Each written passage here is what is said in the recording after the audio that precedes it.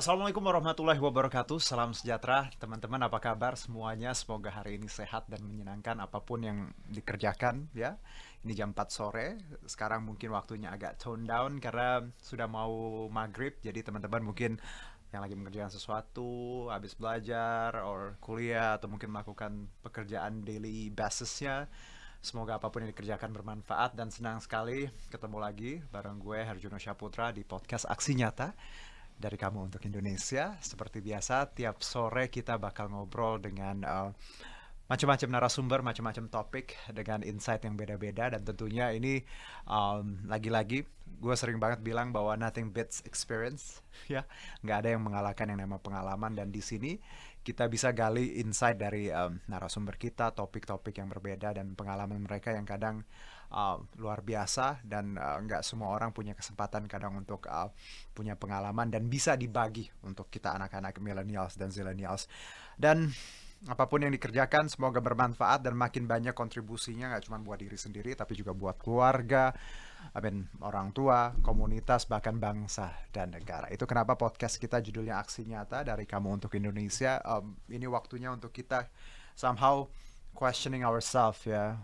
What have you done for your country, or even for yourself aja sih, gampang sebenarnya. Apa yang kalian sudah berikan untuk diri sendiri, keluarga, dan kalau bisa besar lagi untuk bangsa dan negara.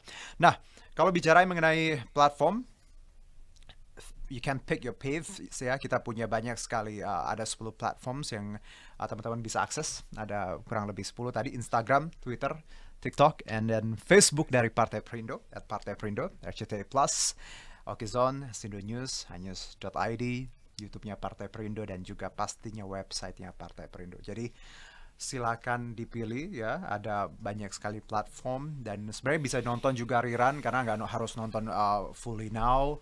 Nanti kalau setengah jalan mau nonton lagi bisa diakses di berbagai platform tadi yang gua sebutin. Dan nggak cuma nonton, ya, teman-teman juga bisa mendapatkan hadiah, ya, masing-masing Rp100.000.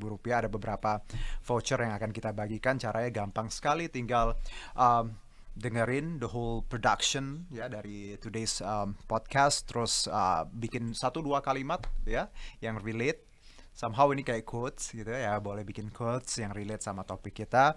Dan jangan lupa, rule-nya cuma satu, gampang, follow Instagramnya Partai Perindo @Partai Perindo. Jadi itu caranya untuk mendapatkan hadiah. Nah, kalau bicara manusia dan waktu, waduh, ini adalah sesuatu yang nggak bisa dibeli, ya. We can't buy time.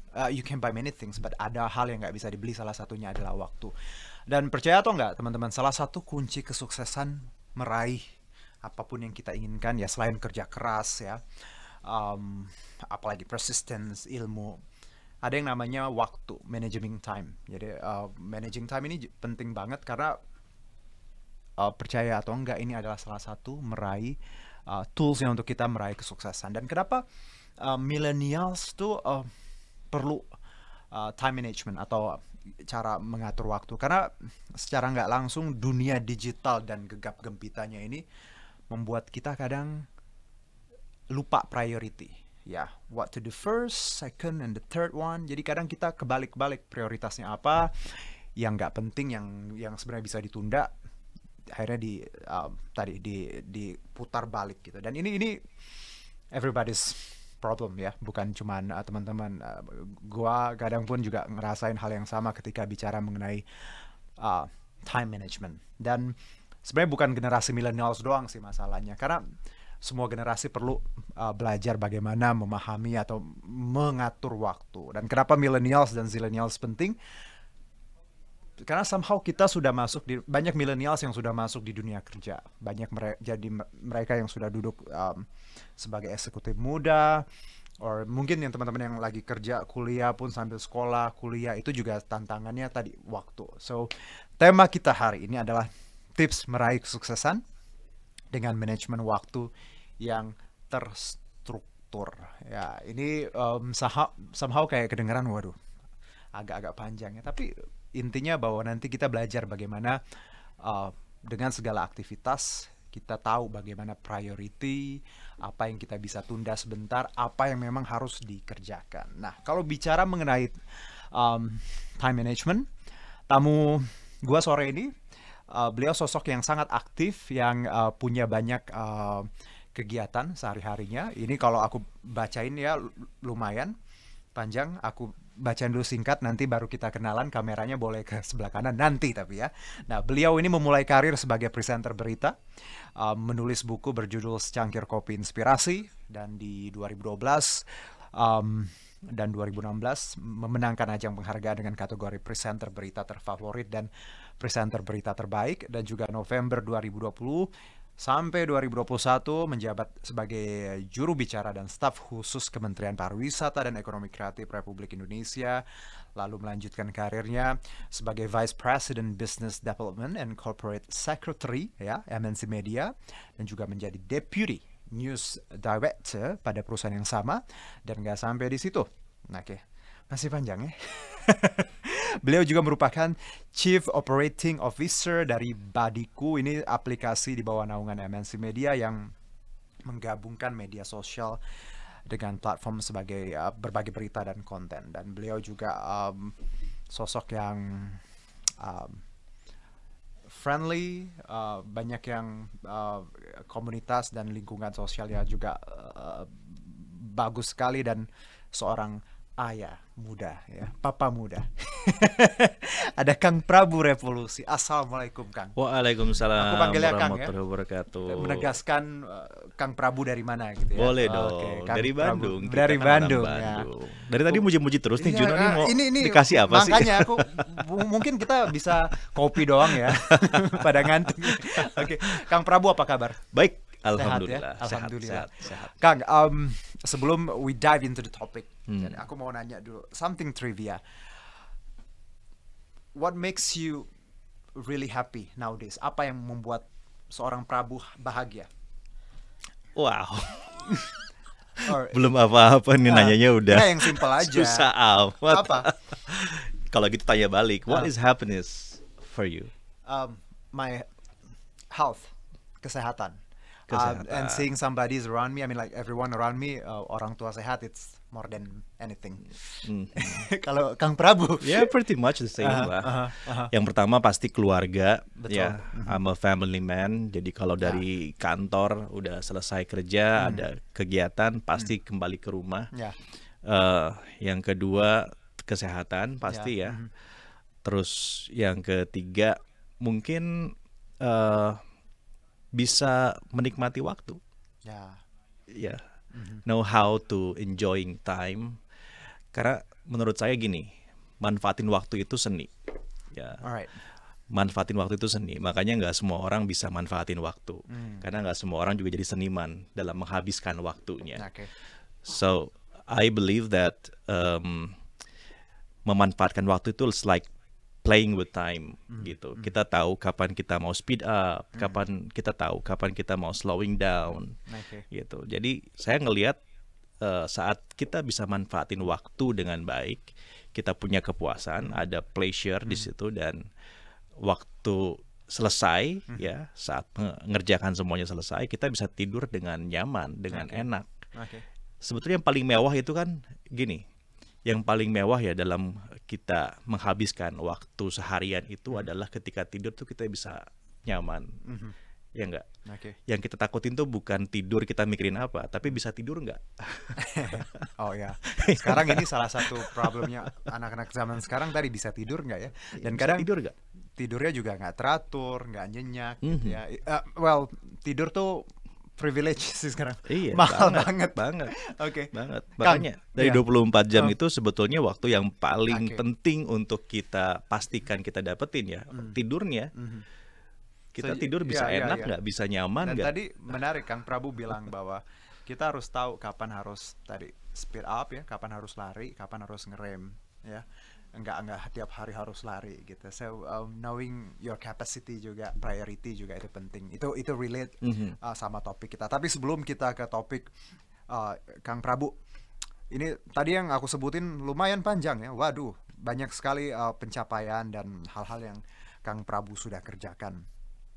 Kita kenalan sedikit dulu, Kang Prabu. Kalau bicara mengenai background, background kuliah sampai di seperti sekarang posisi. Kadang orang lihat kita itu, kita yang sekarang ya, mungkin orang akan ngeliat wah ini kayak sesuatu yang hadiah instan lah ya. Banyak orang pikir bahwa yang kita dapat tuh ya beruntung sih dia gitu. Padahal orang nggak tahu ya Kang, bahwa ada proses, ada up and down, ada banyak sekali yes and no's, what we've been through.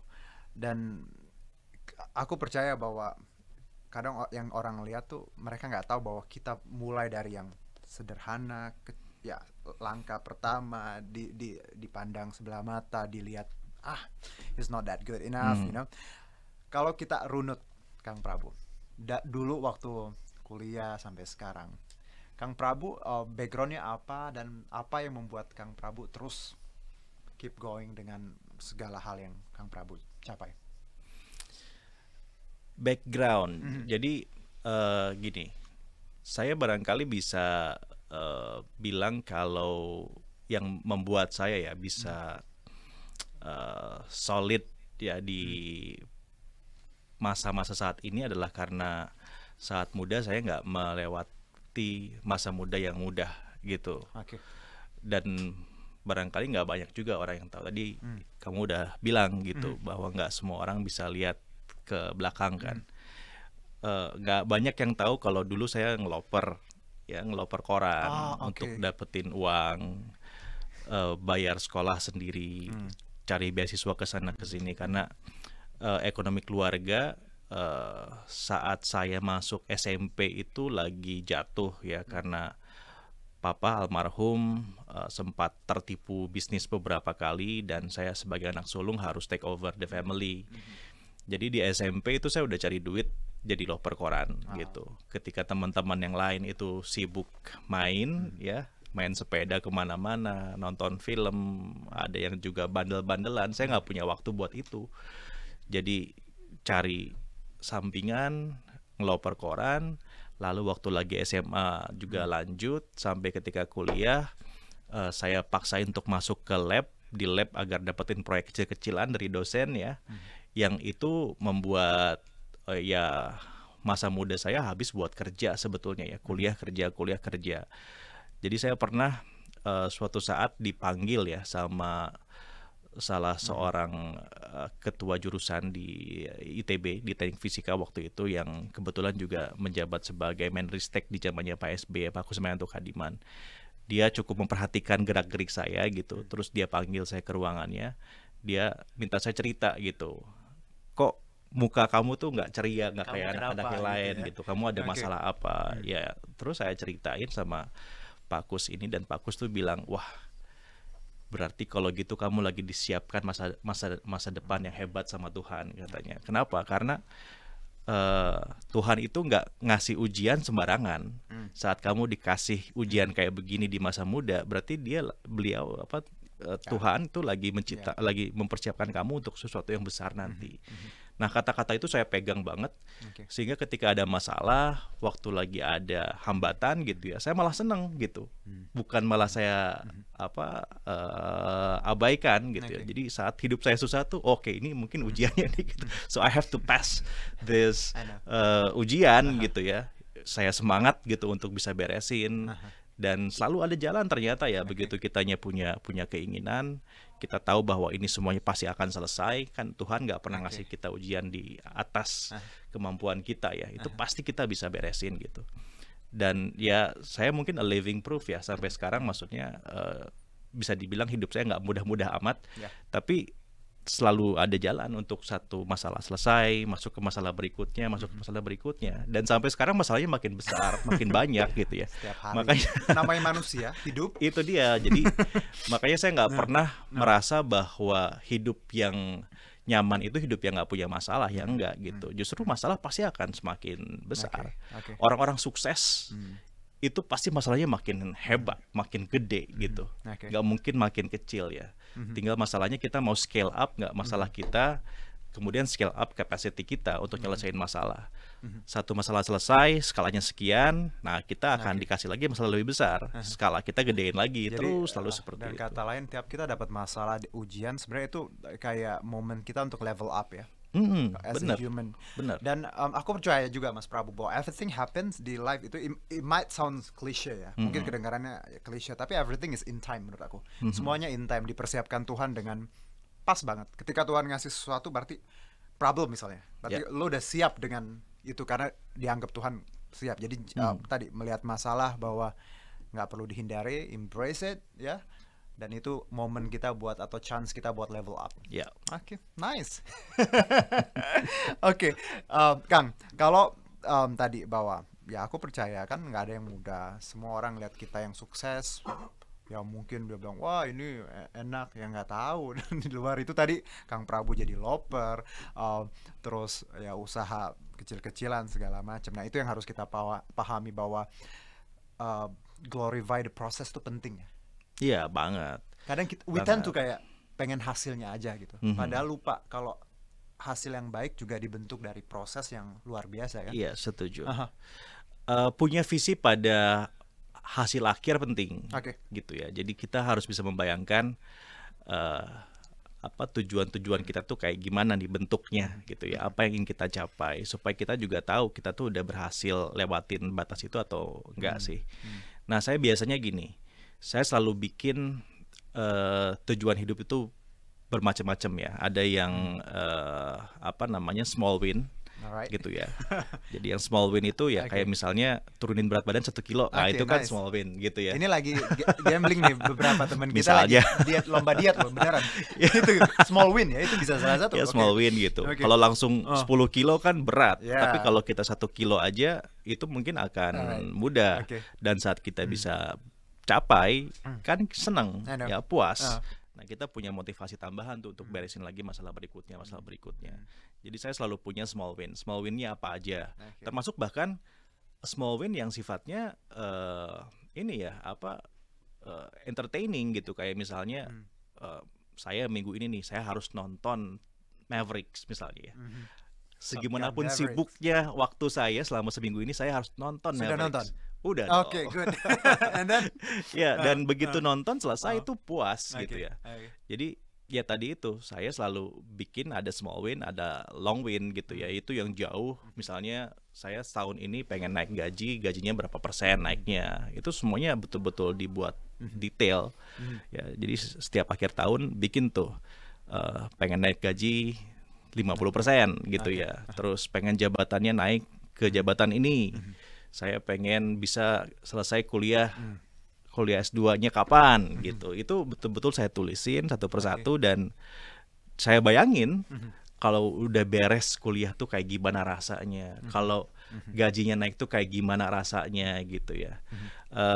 Itu saya rasakan benar dan saya sering lihat bolak-balik ya kertas yang jadi tujuan saya itu, target-target saya itu, supaya saya ingat saya punya motivasi nih, saya harus mencapai ke situ.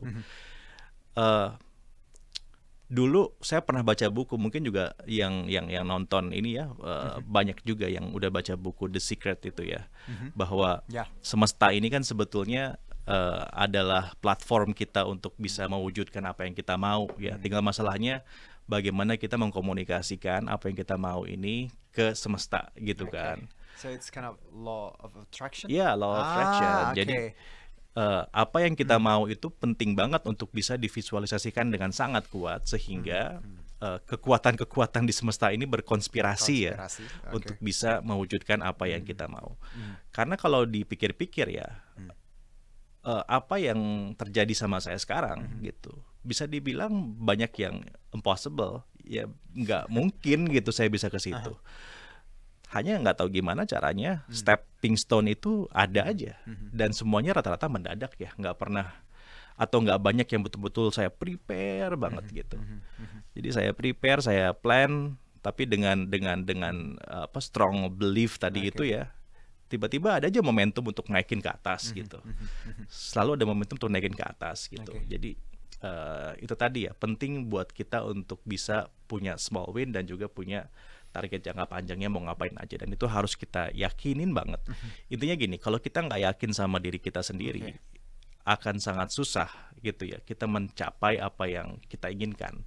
Karena yang perlu diyakinkan kan kita sendiri sebetulnya ya, orang lain itu hanya ngikutin aja. Nah kadang-kadang kita ini lebih dengar pendapat orang lain ya. Misalnya saya mau apa jadi manajer gitu ya. Lu belum pantas gitu ya. Exactly. And then itu mempengaruhi kita gitu. Kayaknya memang saya belum pantas jadi manajer deh. Sebenarnya kan yang harus kita taklukin diri sendiri gitu ya. Saya pantas jadi manajer. Gimana caranya saya bisa di posisi itu gitu. Lama-lama akan kedorong ke arah sana. Kalau orang lain itu sebetulnya gini, unless memang sobat bener ya, yang lain itu kan sebetulnya kita nggak pernah tahu motifnya apa ya saat ngasih pendapat gitu ya. Jadi lebih banyak aja berkomunikasi sama diri sendiri. Dengan kata lain nih, Kang Prabu, bahwa ada yang memang pendapat yang harus kita dengar, ada yang memang nggak perlu kita dengar. Karena tadi ya the one yang close to us, yang memang benar tahu kita, itu pasti sangat paham ya kalau masukannya apapun itu ya. Tapi kalau yang cuman sekilas kenal gitu, ketika tadi validation dari mereka, ya kita mau dengar atau enggak itu hak kita kan, Kang ya. Somehow juga ini kaitan dengan mental, Kang Prabu. Banyak kita kalah dulu sama diri sendiri nih, sama aduh kayak gue nggak bisa. Padahal if you want to win something, you know, harus ada dari dalam dulu ya. Optimisme gitu ya. Ya, dan itu bukan hal yang mudah loh. Saya maksudnya sering sekali ya ngobrol sama banyak teman yang memang punya masalah mentality itu, yang ngerasa nggak bisa, ngerasa kayaknya nggak mampu, saya bukan di sini kayaknya, dan macam-macam itu banyak. Itu maksudnya bukan apa namanya, bukan sesuatu yang sulit kita temukan. Mungkin di sekitar kita juga banyak sekali orang-orang yang seperti itu punya mentalitinya ya. Jadi kalau saya selalu bilang sama teman-teman saya, sama mereka yang tanya gitu, yang pertama kali harus kita lakukan itu apa ya? Get knowing ourselves gitu ya. Strength kita tuh apa, di mana, dan yakin kalau kita bisa ke sana gitu. Karena kalau kita nggak yakin ya itu udah mungkin menghilangkan 70% opportunity-nya.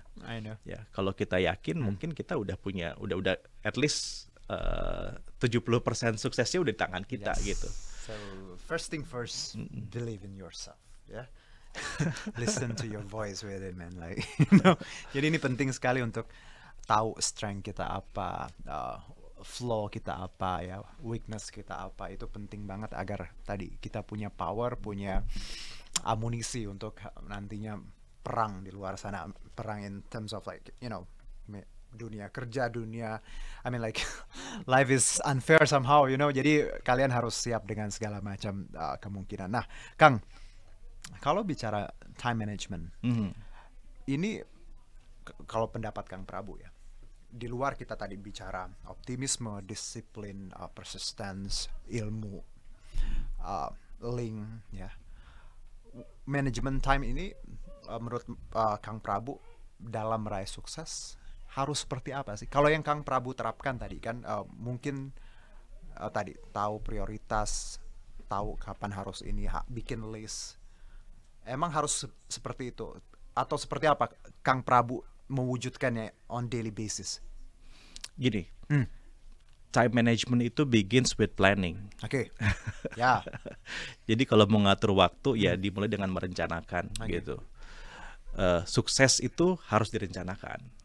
Ya. Nice. Jadi dari situ kita bisa ngelihat bahwa ada hubungan yang sangat kuat antara time management and sukses, kesuksesan gitu. Jadi tanpa kita merencanakan bagaimana kita menghabiskan waktu kita, ya udah pasti bakal banyak banget waktu yang terbuang. Ya. Jadi waktu itu adalah hal yang paling kita mau, tapi paling banyak yang kita buang. Kalau ditanya apa yang kamu butuhin sekarang, more time, gitu kan. Tapi on the other side, waktu ini adalah yang paling banyak juga kita buang sia-sia begitu aja, karena kita ngerasanya kayak ya masih ada nanti, masih ada besok dan seterusnya.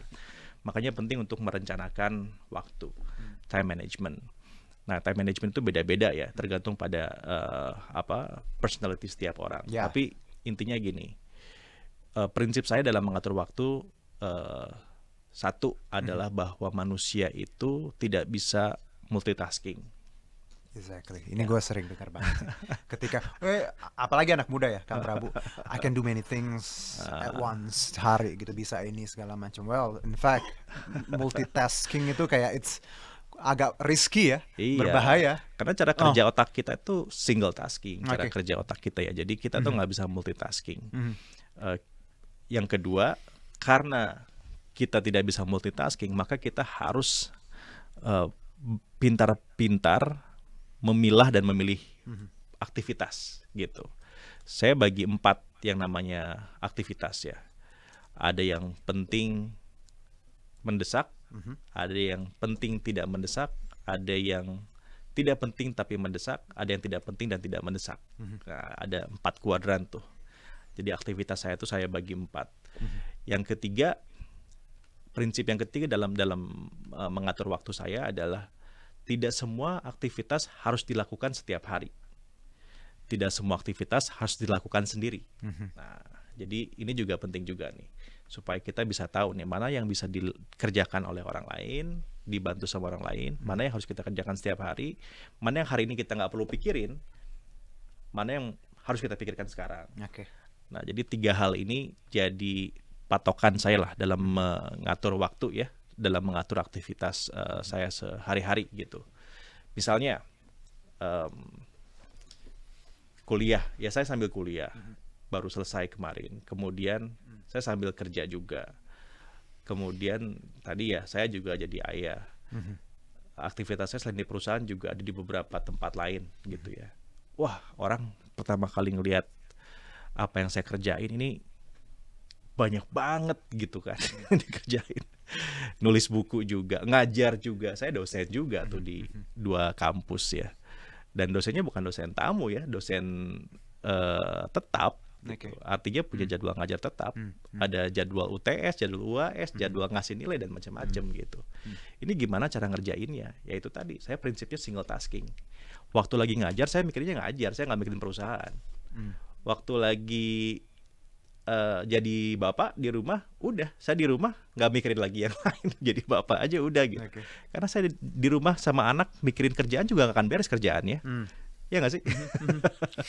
Saya di kampus sambil ngajar gitu, terus mikirin, aduh tadi itu meeting belum selesai, nggak akan beres juga meetingnya gitu. Jadi udah saya pilih aja mana yang hari itu dan saat itu saya pengen pikirin, saya pikirkan saja yang itu sampai selesai waktunya, kemudian pindah ke aktivitas yang lain. Termasuk bahkan ketika kita lagi nge-sosmed. Makanya kenapa nge-sosmed itu jadi ini both side ya. Bagus, ada opportunity, ada potensi, tapi juga jadi threat ya. Seringlah kita baca artikel bahayanya mencandu sosial media, TikTok, Instagram dan macam-macam. Ada yang sampai TikTok Zamer atau apa namanya gitu ya, yang badannya sampai udah otomatis aja pengen joget-joget gitu kan. Karena terlalu sering main TikTok gitu. Tapi TikTok juga potensinya gede banget gitu. Banyak orang yang dapetin cuan dari TikTok juga gitu. Jadi ini sebenarnya kayak gimana sih gitu ya. Kalau saya ngeliatnya gini, saya bahkan main sosmed itu pakai waktu. Jadi waktu lagi saya mau cek sosial media, saya kasih waktu tuh 30 menit itu saya hanya baca sosmed, main sosmed. Ya, 30 menit itu saya nggak mikirin lagi kerjaan, nggak mikirin apa-apa, nggak sambil makan, enggak gitu. Pokoknya lagi buka sosmed, udah waktu saya buka sosmed, saya bukain, saya balesin. Lewat dari waktu itu selesai, tutup sosmednya, pindah ke kerjaan yang lain gitu. Jadi setiap hari itu saya ada banyak kegiatan dan bentuknya itu hanya satu kegiatan, nggak banyak kegiatan. Ini problemnya anak sekarang tuh sandang, pangan, colokan.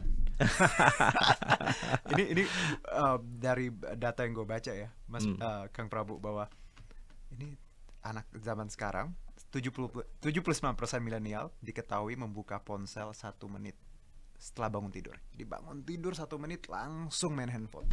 Itu ugly truth ya. Tapi somehow kita juga lakuin itu, dan ini somehow benar kata Kang Prabu tadi, teknologi dan millennials ini kan 2 hal yang sangat penting ya.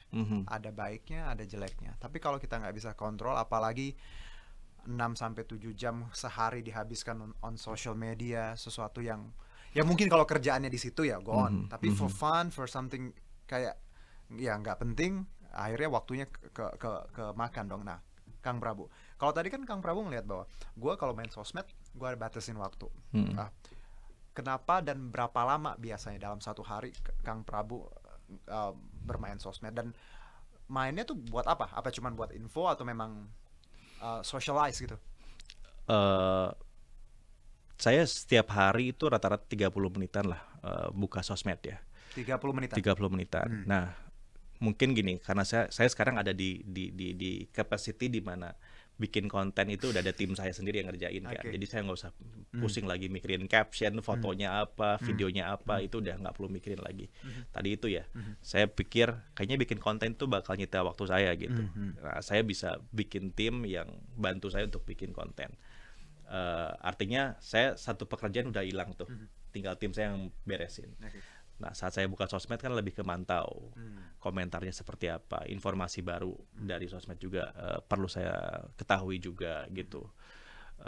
Jadi 30 menit untuk ngelihat tren lah sebetulnya ya. What's going on di social media, saya harus tahu gitu kan. Karena saya kerja di media juga kan, jadinya harus bisa melihat apa yang terjadi sekarang di social media. Udah 30 menit itu selesai, saya udah pindah lagi ke kerjaan yang lain tuh. Tapi saya sudah ngerasa puas karena saya tahu banyak hal dari 30 menit itu, nggak diganggu apapun. Bahkan saya kalau tanya sama sekretaris saya ya, ada 30 menit waktu kosong misalnya, lalu sekretaris saya bilang bisa interrupt gak, ada tamu masuk, nggak bisa, lagi apa, lagi main sosmed. Jadi kalau nggak penting-penting amat nggak boleh diganggu tuh gitu. Karena kalau saya ganggu aktivitas itu ya yang lainnya akan keganggu juga gitu, kecuali kalau memang mendesak ya. Ya itu tadi, jadi di sosmed saya my social presence juga penting gitu ya, karena mungkin juga profesi saya butuh dikenali sama banyak orang. Yang kedua juga saya dapetin sesuatu juga dari sosial media, makanya buat saya jaga interaksi dengan sosial media sampai di tahap dimana saya ngerasa dapetin dampak positifnya instead of negatifnya ya gitu.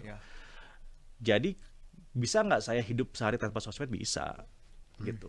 Saya nggak sampai adiktif ya. Makanya kalau dilihat di sosial media saya paling postingnya dua hari sekali, 3 hari sekali. Tapi kalau lagi ada konten yang bagus ya tim saya kasih, bisa lumayan sering gitu ya. Nah, memang nggak semua orang bisa punya kemewahan seperti apa yang saya punya sekarang ini gitu. Tetapi prinsipnya intinya sama, bahwa harus direncanakan. Bahkan main sosmed pun harus direncanakan. Gitu ya. Tidur juga harus direncanain juga, istirahat harus direncanain juga, nonton tuh harus direncanain juga, ngopi sama teman direncanain. Bahkan waktu untuk spontan pun direncanain gitu ya. Kalau kita main ke Italia itu ada istilahnya il dolce far niente, the art of doing nothing gitu ya. Jadi pada saat kita mau nggak ngapa-ngapain pun direncanain gitu ya. Hari ini pokoknya kayaknya saya udah ngerasa suntuk banget. Besok saya nggak mau ngapa-ngapain. Nah kan saya plan untuk besok nggak ngapa-ngapain. Ya udah besok itu pokoknya saya nggak ngapa-ngapain. Itu direncanain. Dan gitu. Ini lagi-lagi ya Kang, bahwa knowing your priority itu penting ya. Banget. Bahwa tahu apa yang harus dikerjakan dan apa yang bisa ditunda, apa yang bisa kita besok. Tapi lagi-lagi bahwa nggak semua orang bisa menemukan calling itu. Nah kalau Kang Prabu sendiri, apa yang akhirnya membuat Kang Prabu ngerasa bahwa ya let's say punya calling dan punya kemampuan? Tadi kan anak muda, apalagi masih muda, masih on fire segala macam. Bagaimana sih memulai itu biar kita, tadi kan planning tuh, ada hal lain nggak mungkin bahwa anak muda juga kalau kita nggak punya guidance, Kang Prabu ada yang nge-guide nggak sih, atau belajar dari mana hal-hal kayak gitu, atau memang by nature akhirnya? Mungkin gini, kalau dulu karena saya terbiasa ya gitu ya untuk menghabiskan waktu itu dari pagi sampai malam, dan lama-lama saya ngerasain it drain me in so many ways ya. Jadi capek banget gitu kan, badan capek, tidur nggak nyaman. Ini waktu jadi jurnalis atau gimana? Iya, awal-awal di karir itulah gitu ya. Padahal kalau dipikir-pikir loh, dulu waktu jadi wartawan pertama kali ya, kerja itu paling kan 6-7 jam sehari, tapi kok rasanya capek banget gitu. Kadang lebih, Kang. Iya, kadang lebih ya. Tapi saya Oke. sekarang mungkin Oh. bisa dibilang kerjanya lebih banyak, tapi kok santai. Oke. Ini punya waktu sekarang kesini waktu lama Oke. juga kan. Yoi. Maksudnya bisa diatur Ah, semuanya gitu. Ya ah. itu tadi ya, proses kita belajar Hmm. cara manfaatin waktu itu seperti apa gitu. Hmm. Jadi saya ngerasa badan saya capek, pikiran saya berat gitu ya. Saya nggak bisa nikmatin hidup gitu ya. Rasanya kalau mau kerja besok pagi tuh, aduh kerja lagi nih. Udah gitu saya kerja, nyampe ke rumah, nggak bisa ngapa-ngapain, langsung tidur. Jadi udah nggak ada rasanya lagi tuh yang namanya hidup ya. Saya yakin ada yang salah nih dengan cara saya ngabisin waktu. Oke. Ya cari banyak referensi, kemudian juga banyak buku tentang bagaimana kita bisa manage time management. Lalu juga banyak baca ya kisah-kisah orang-orang yang sukses gitu Oke. ya. Ya kalau saya lihat ya benang merahnya selalu kita mau ngomongin siapa, Pak Haritanu Sudibyo misalnya, mau ngomongin Bill Gates, ngomongin Elon gitu, semuanya kalau diperhatikan mereka tuh punya time management, Benar. ya kan? Aha. Bahkan orang kayak Bill Gates itu selalu bilang kan tidur tuh nggak bisa diganggu, dia selalu tidur 7 jam sehari gitu. Padahal kayaknya super mampus ya, Benar. tapi tidurnya lama Ini gitu. penting loh, beneran. Iya. Tidur tuh, aduh, tadi Ya, kan contoh aja. gue bilang mewah untuk sekarang ya. Mewah kenapa? Kadang punya waktu buat tidur tapi nggak bisa tidur. Nah, Ya, iya benar. Kadang bisa tidur tapi cuma bisa 4-5 jam. Jadi Sama saya tuh kadang-kadang gini ya, Ah. nggak tahu juga nih, istri saya juga selalu gitu ngelihat saya tuh, apa kok ribet banget tidur tuh direncanain. Saya tuh kalau tidur ngerencanain hari ini saya mau tidur jam 10 kayaknya. Nah dari mungkin jam 7-an jam 8-an ya udah nyampe rumah, atau mungkin masih di kantor. Saya tuh udah nggak bisa ngebayangin ntar lagi tidur tuh saya bakal pakai musik ini, Oke. pakai baju yang mana, itu saya bayangin banget. matiin handphone nggak sih kalau tidur? Handphone saya nggak bisa matiin karena kan Oke. apa kebutuhan ya oh apa gitu ya? kerjaan Aduh. ya kerjaan. Baiklah. Tapi gini handphone tuh nggak saya simpan di sebelah nggak disimpan di sebelah kasur ya. Oke. Untungnya kan saya pakai jam yang terkoneksi ke handphone. Jadi kalau penting-penting banget kan dia pasti akan telepon. Ketika telepon ini getar. Jadi saya pasti bangun. Tapi yang jelas handphonenya saya jauhin jauh, oke. supaya saya nggak ngecek WhatsApp, nggak ngecek sosmed dan macem-macem, atau bahkan nggak nge-browsing gitu. Itu aman lah gitu ya. Jadi saya pikir kalau misalnya nanti ada urgent call pasti ke jam saya bakal getar gitu. Itu udah terencanakan gitu ya Oke. dengan baik. Oke. Tapi itu tadi saya bahkan tidur itu merencanakan. Tidurnya mau kayak gimana. Sebelum tidur itu kayaknya nih saya mau nonton satu seri dulu nih di Netflix nih, atau di Vision Plus atau di mana gitu ya. Ada satu episode belum kelar gitu ya. Itu saya rencanain banget gitu. Itu harus tonton dulu tuh. Oke. Jadi begitu habis nonton selesai, puas, tidur gitu. Lampunya matiin, musiknya udah saya bayangin kayak gimana. Jadi tidur tuh udah deep sleep. Oke. Tidur juga sebuah Makanya- kemenangan. Jadi harus disiapkan. Kalau ada ya, bahkan di rumah saya nih, kalau ada waktu yang nggak boleh diganggu, even my family ya, itu waktu lagi tidur. Jadi kalau istri saya lagi tidur, saya nggak berani bangunin. Oke. Anak saya lagi tidur, saya nggak berani bangunin, kecuali kalau mau sekolah ya. Jadi kalau lagi tidur siang atau lagi terlap di kasur gitu ya, di kursi di sofa gitu, itu saya nggak mau bangunin. Mau saya butuh apapun saya nggak bangunin, karena itu mewah buat Ya, siapapun ya. seperti yang kita Tidur itu omongin mewah banget loh. dari awal. Dan tidur tuh kayak kita nge-recharge lagi ya, apapun yang kita punya. Banget.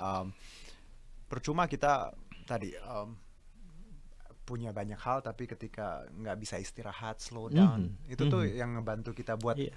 stay sane. Betul. you Mau know? bayangin gak sih? Misalnya gini. Wah, punya gajinya udah gede Ya, banget iya. ya. Wah, Tapi- kerjaannya pokoknya hebat lah. You are on the top of your career gitu.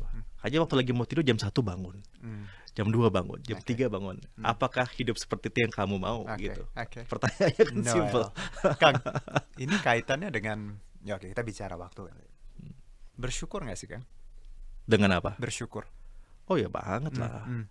Ya, Apa yang membuat Kang Prabu tiap hari, tadi kan kalau tadi keluarga, kalau ini kan sibuk segala macem, adalah pasti ada yang kecewanya ya hari ya, ada yang mungkin not your best days ya, apa yang literally akhirnya ketika pulang ke rumah membuat Kang Prabu oh ya udah nggak apa-apa, yang akhirnya bisa legowo ikhlas gitu? Hmm, yang pertama sih eh, memanage ekspektasi ya. Hmm. Jadi kalau saya ngelihat ekspektasi itu ke diri sendiri, nggak pernah ke orang lain, Oke. gitu. Makanya waktu saya pindah ke sini misalnya ke Mhm. MNC itu Mhm. banyak yang ngasih masukan saya lah untuk Mhm. begini dan begitu. Ya saya selalu bilang enggak, saya mau orang lain Mhm. apa ya di kantor kan selalu ada Ya, masalah ya. ya. Mhm. Mau orang lain kayak gimana itu nggak akan ngaruh buat saya Mhm. gitu. Mhm. Mhm. You're good, you're not good to me gitu. Buat saya nggak ada masalah, nggak ada ngaruhnya sama bagaimana diri saya memperlakukan diri saya sendiri. Mhm. Ya sekarang kan saya diamanahi lah tugas untuk memimpin pemberitaan ya di MNC gitu. Apa namanya? Buat saya memimpin mungkin hampir 2.000 orang ya sekarang di pemberitaan MNC gitu. Nggak mudah pasti kan. Ada 2.000 orang yang harus saya pikirin gitu. Beda Tapi kepala, beda isi. nah, Ah. apa yang mereka pikirkan itu nggak akan mempengaruhi saya dalam memutuskan sesuatu gitu. Jadi suka sama saya sama nggak suka sama saya nggak ada bedanya. Makanya kalau buat saya nih orang-orang nggak suka sama saya tuh ruginya di kalian. Oke. Karena buat saya nggak ada Hmm. saya nggak akan even pikirin itu sama sekali. Gitu. Aku- Jadi itu tuh aku- penting iya. banget supaya apa? Supaya kita respect sama diri sendiri. Aha. Bayangin kalau di posisi saya seperti sekarang ini ya, saya mikirin orang ini suka atau nggak suka sama saya. Wah, bakal banyak banget keputusan-keputusan saya yang subjektif jadinya kan. Ya, ya. Makanya saya harus punya mentality, udah semuanya respect on myself gitu. Saya ngerasa bahwa saya punya motivasi baik Oke. gitu ya. Oke. Saya punya target juga, target perusahaan yang tentunya juga pahami sama-sama ya, disepakati sama-sama dengan board yang lain. Ya udah, I focus on that gitu ya.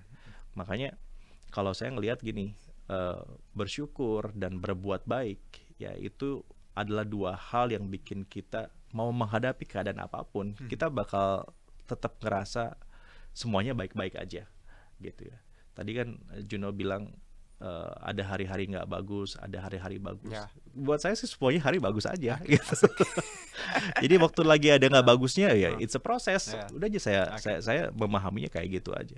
Contohnya nih ya, gini, saya kan baru selesai S3 kemarin ya.